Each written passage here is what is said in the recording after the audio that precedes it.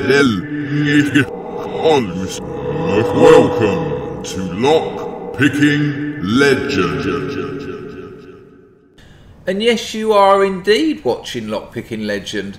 And this is another reaction video. You know, we try and mix it up on Lockpicking Legend. There's plenty of lockpicking videos and channels out there if you want the same old thing. And that's fine. There's a useful place for those. But, you know, we try and mix it up a bit. I say we because, you know, it makes it sound like I've got friends. I'm just a bloke on my own sitting in a room at the moment, talking to myself. Anyway, this video, now it is 5 years old, but it's had 1.2 million views. Now, I'm passionate about lockpicking. I've been at it for decades. And I'm exceptionally passionate about beginners. Because they're the people who are just starting. They're the people who need the most help and advice. And I've seen so many beginners get put off because they've been given bad advice, wrong advice, incomplete advice. And when I know that 1.2 million people clicked on a video called Learn to Pick Locks and Avoid Beginner Mistakes, I get a little bit disheartened because a lot of the advice and information he gives is incorrect, and a lot of the advice and information he doesn't talk about because I don't think he knows about it, which is a little bit arrogant. Oh, I'm going to make a video and tell people how to pick locks and omit the fundamentals of lockpicking. I just think, So we're going to put it right. Hopefully he won't do a content claim on me. He might do, but, you know, come on, mate. Cut us some slack.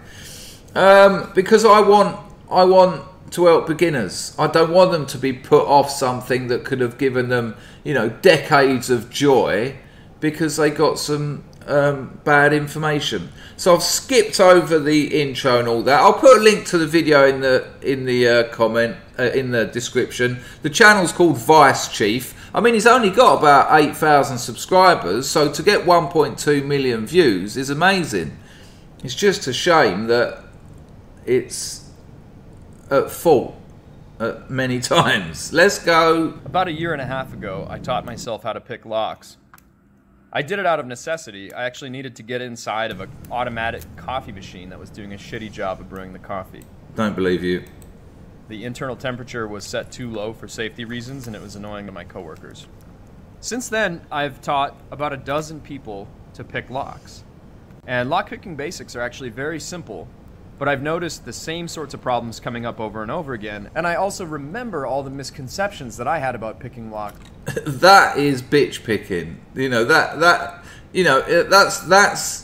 just, he's raking that essentially, and there's a reason for that. There's a reason why he's basically, you know, it's kind of like micro raking, and it's because there's something he doesn't know about lockpicking, which is absolutely fundamental to learning how to pick locks, how we can even pick locks, and why it works. And we'll get to that shortly.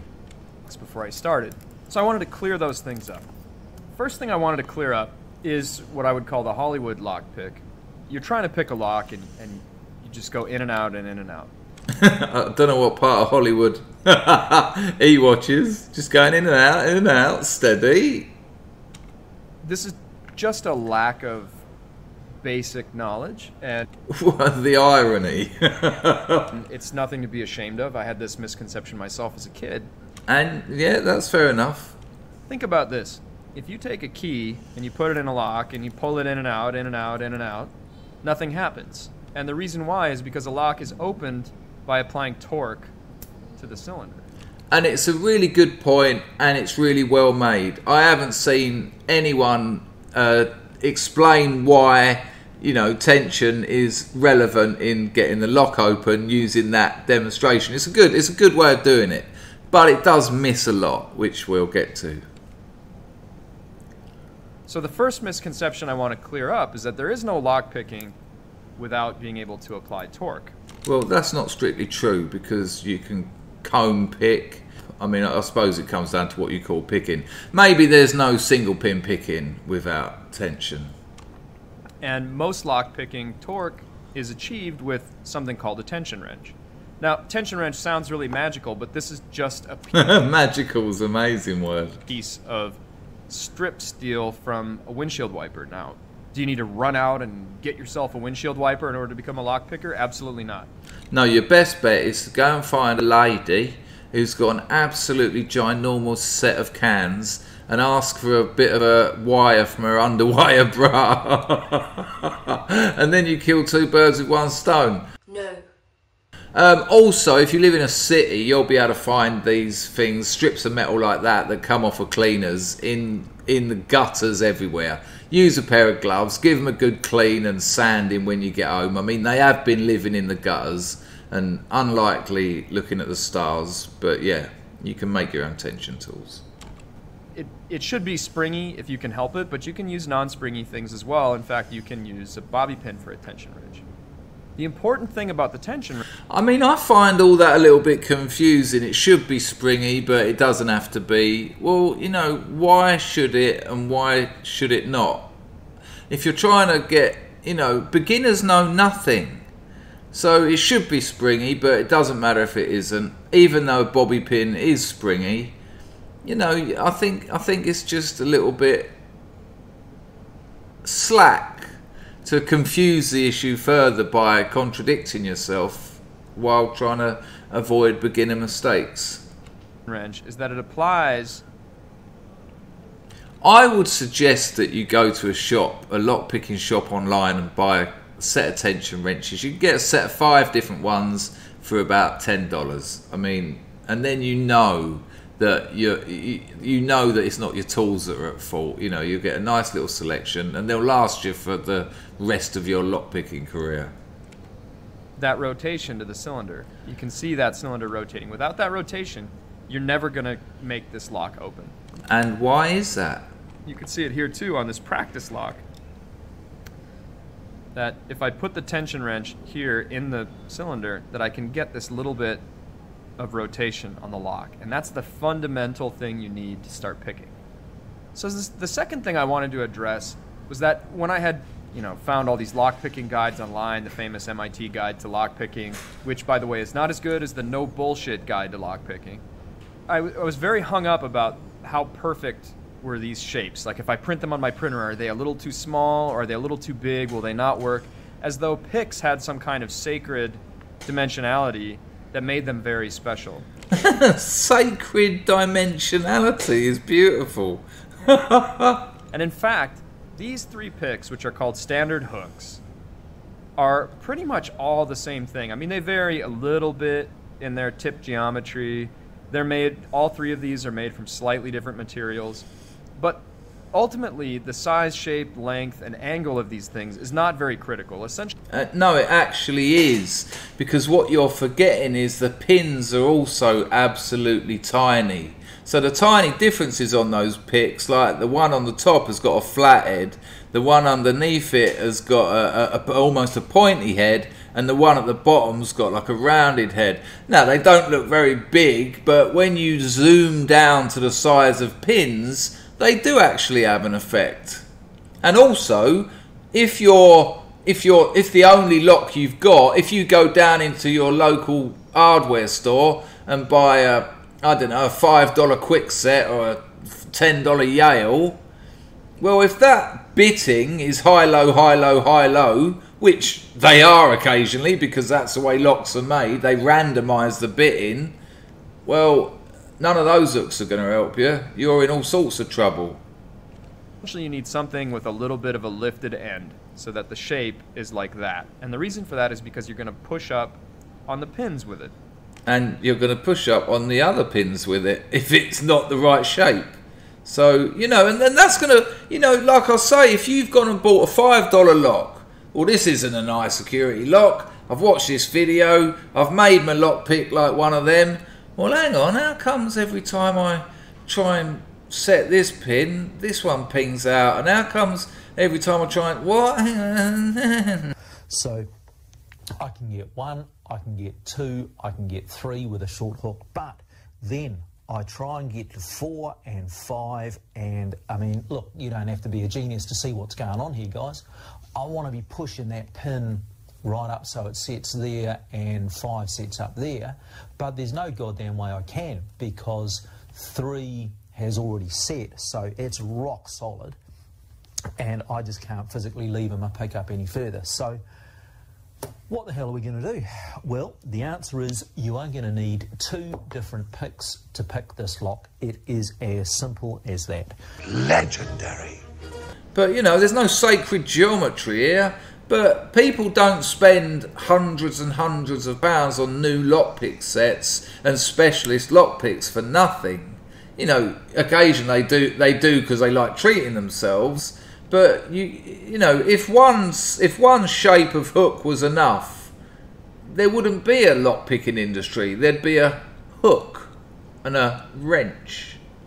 So the second misconception I want to clear up is that there's anything really special about these tool shapes. They don't need to be perfect. They don't need to be exactly the right size.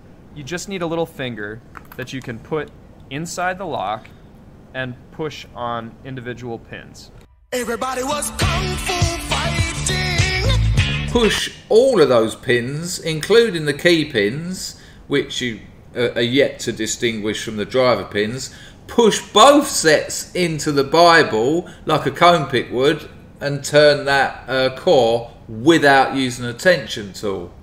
So, you know, I think this is a really bad example. Again, if there's a kid sitting at home with his £5 Yale lock, he doesn't know what's going on already. It reminds me of there's a video from, what was it called, Snuffbox or something, about a kid who got a guitar lesson video, and it was just really confusing. I'll drop it in now. Fuck yeah.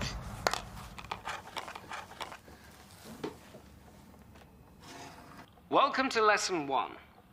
Try and think of a piece of good music that doesn't feature the guitar. In the first program, I'm going to teach you 3 simple chords with which you will write a song. Any song that gets anywhere near the top 20 features the D major chord. As you can see, all of my fingers are on a string. The second most important chord for the hit parade is C major neutral. Heaven help us! Praise be! Praise As you can see, all of the correct fingers are on the correct string. Now the last chord, but by no means least, is the G major neutral 0. So if we play those 3 chords we've learnt in sequence, we should hear a song coming together.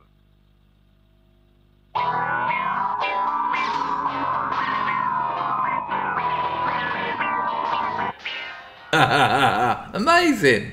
And that's what I get from these sorts of videos. And depending on the lock, you may have to change the tool to actually make these pins move. Oh, what? The tool to what tool?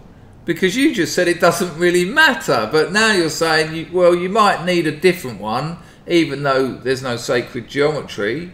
I mean, again, another contradiction. If I'm an 11-year-old kid trying to learn lockpicking, whose mother bought him a beginner's set online, I'm watching this video thinking, well, hang on, you don't need different picks, but you might need a different pick in your next breath.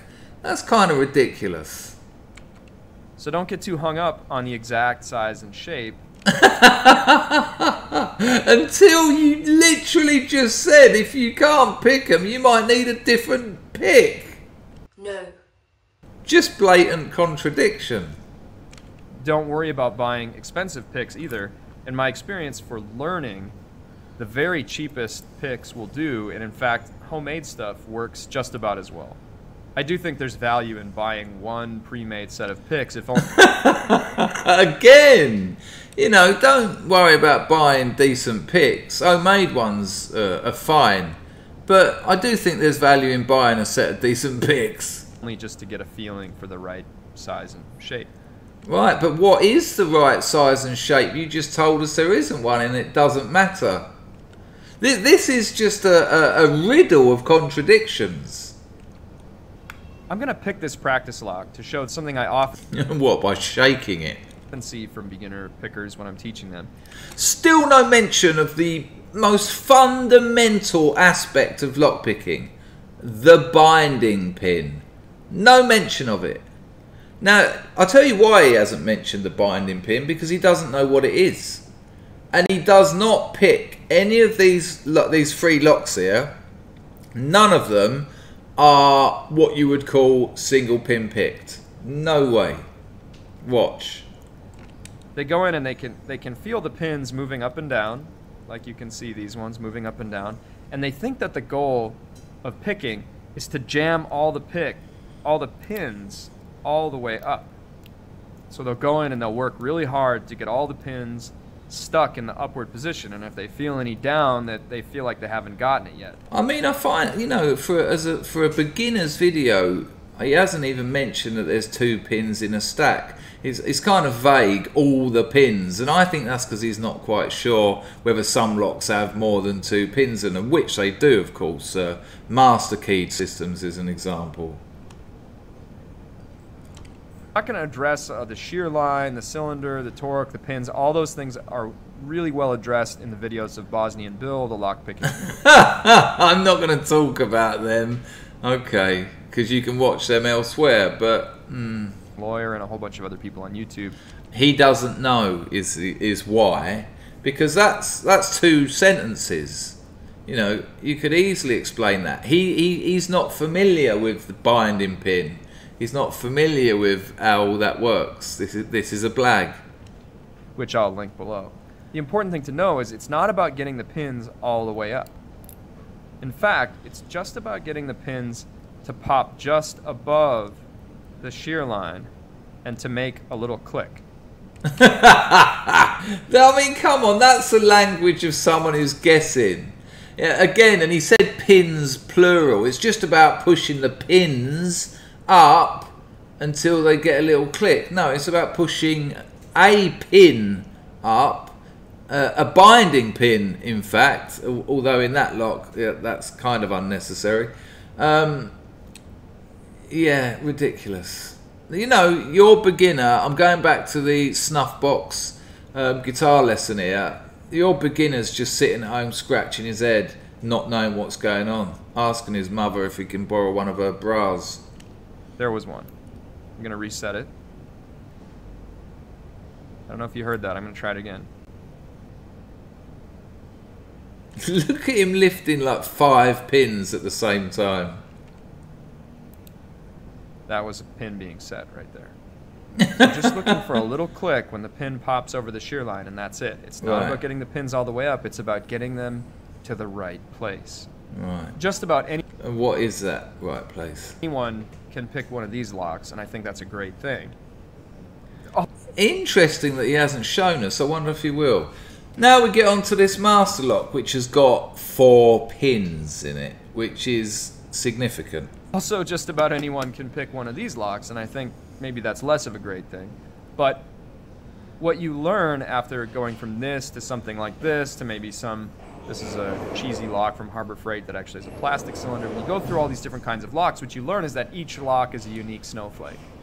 You don't know how to pick locks. You actually learn how to pick individual locks first, and then you learn how to generalize those techniques over lots of locks. Now I'd like to share the method that I've been using to teach all of my friends and coworkers. Here we go. When I had coworkers, how to pick locks. When I had co-workers, before they sacked me for lying about how to pick locks, before they sacked me for fucking up the coffee machine. And it centers around this Chinese-made practice lock.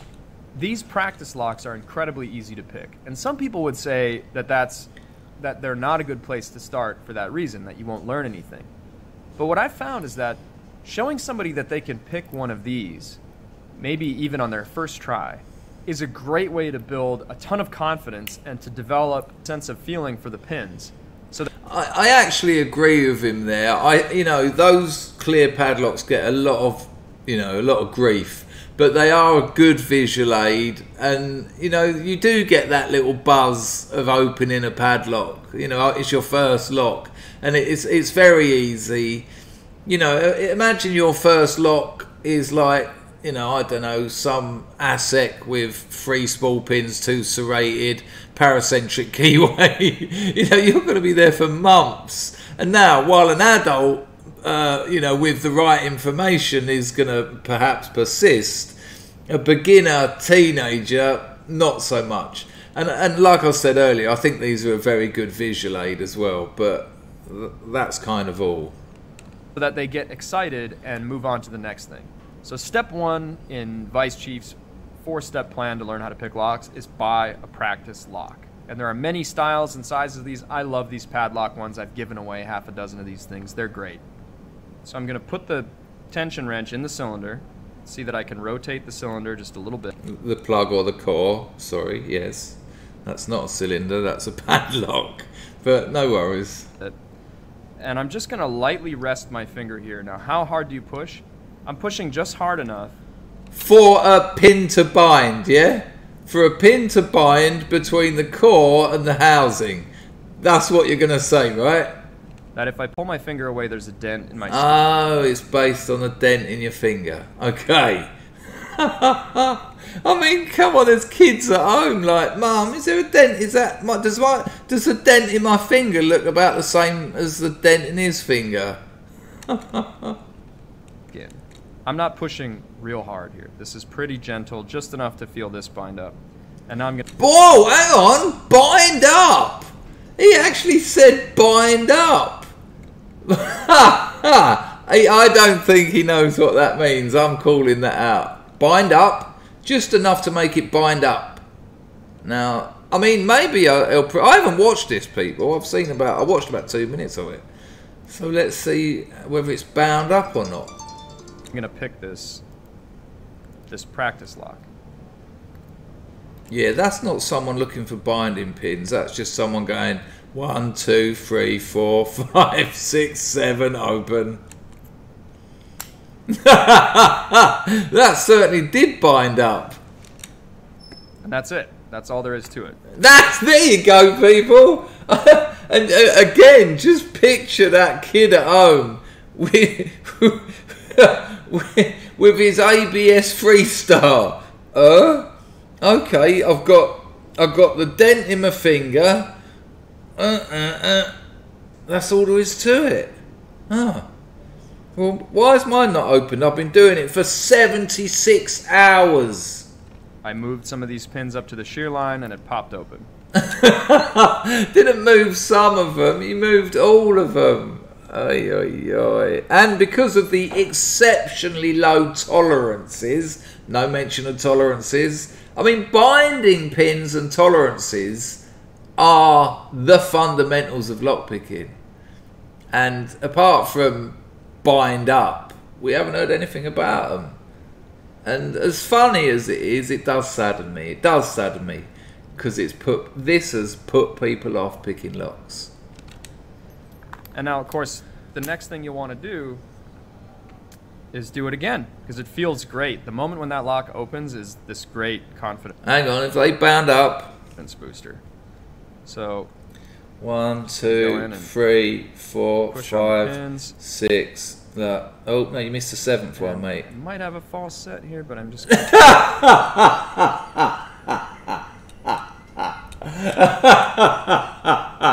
Let me know in the comments if you reckon he's got a full set on that lock. He just heard that. And how do you sort your full set out? Did you have a slightly less indented tension tool on your finger? So when you get to the end of that full set you think you've got will suddenly disappear and it'll open. I keep going. Okay, I can't get it on the second try. I can't believe he failed to open that lock. Release. Let all those pins go back to their main position, and then try it again. 1, 2, 3, 4.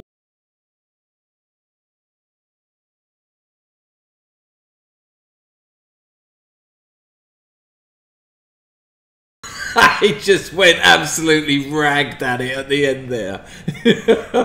Whoa. Kid at home, yeah, sitting there with his Ultian. Hang on a minute, Mum! And there it is. Now this is a very, very easy lock. Yeah, miraculously you failed to open it. but it's also very, very satisfying. You get a lot of feedback from it. You can even look. Whoa, feedback just dropped in there. You get a lot of feedback from it. Do you know something I'll tell you about that lock which is not up for debate? You get next to no feedback from it. You know, you can shake it open. You know, the tolerances are so bad that there's no feedback because there's next to nothing resisting. You know, I think like 5 pins bind at once. You know, they bind up. Look at what you're doing, and you quickly get to a point where you can open this thing in seconds. I haven't touched this one in years, which is why that took me, all of 20 seconds to open. Oh, arc at him. Step 2, get a master lock. The next thing I recommend is getting a master lock. Master locks are known for being relatively easy to pick, but they present a much bigger challenge than a lock like this. They're absolute jank. I highly recommend starting with a brand new lock. The reason being, if your lock is old or gummy or filled up with sand or whatever, been sitting outside for 20 years, it might be extremely difficult or impossible to pick, and it's just going to frustrate you. You're not going to learn from it. The idea. And actually, locks that have been in use for a while can also sometimes be easier to pick because the pins have worn down, the tolerances have slacked a bit. Is to learn from it and to get better and better at developing the feeling of feeling the pins click and hearing the pins click. Okay, so let's look at how easy it is to pick a master lock. I just randomly picked one of these 3 tools. These are all Mention that it's got 4 pins. All pretty good tools. I'm going to go in and set the pins. Yeah, but in what order? Just any order, because there's only 4 of them. You can't really go wrong, can you?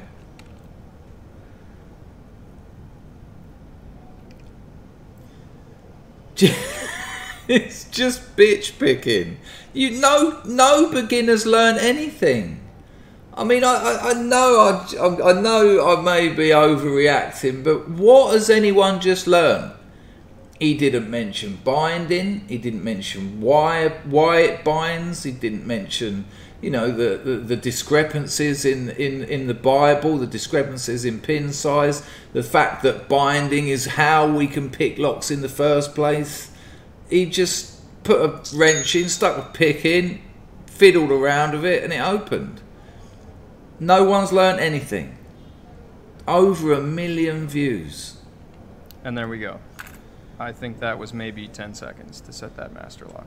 This is one of their highest security models. Obviously, it's not very high security against picking, but you can see how you can quickly build confidence setting and resetting and learning a lock like this lock. It's a really weird choice of words, setting. You know, he's heard that. It's a bit like that Art of Manliness video I'd done. If you haven't seen that, I mean, if you think this is bad, the Art of Manliness one, I'll leave a link in the top right hand corner of this video now. If you haven't seen it, I beg you, go and have a look at it, because he gets himself in such a mess by making the worst possible decision with his wrench and pick. It's beautiful. Anyway, continue. You've just set that nice. And there we go. Lock back into place. The next thing that I do in my progression of lock picking is I moved on to better tools. So I actually don't recommend that you start with homemade tools unless you have to. Buying a very... He did earlier, in fairness, that's exactly what he said. Basic set of picks is really worthwhile, and I like them that are fairly... I like picks that are fairly thin. Okay, thin picks. But this is not a bad place to start if you have that practice lock. We can see if it can be done with these tools.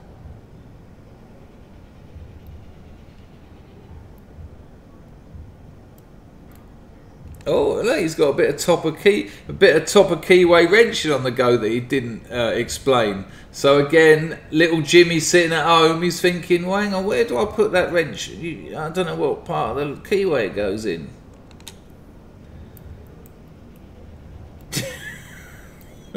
The pressure he's putting on that wrench, just waiting for it to force it round.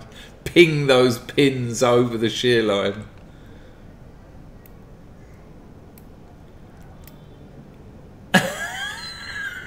Giving it a good yank. Did you hear his breath then? I also think I saw a dodgy little cut then, but it might not have been. I might have to have a look at that later. I'll lay over a screen message if I did. Nothing on 2. I think that's something on 1.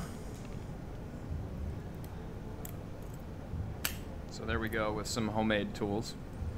But what I recommend is moving on to better and better or more and different tools. So this is like a very... No! You said don't do that. Very inexpensive lockpick set that used to be on Amazon. It's no longer. The metal is very short. It's chromed. It's kind of thick, which means that it won't work for some locks. This is one that I really love. This is from my very first... I mean, it would just be helpful to explain what is thick. What is considered a thick pick? What is considered a thin pick? You know, I'd probably say something like 25 thousandths is a thick pick. 15 thou is a thin pick.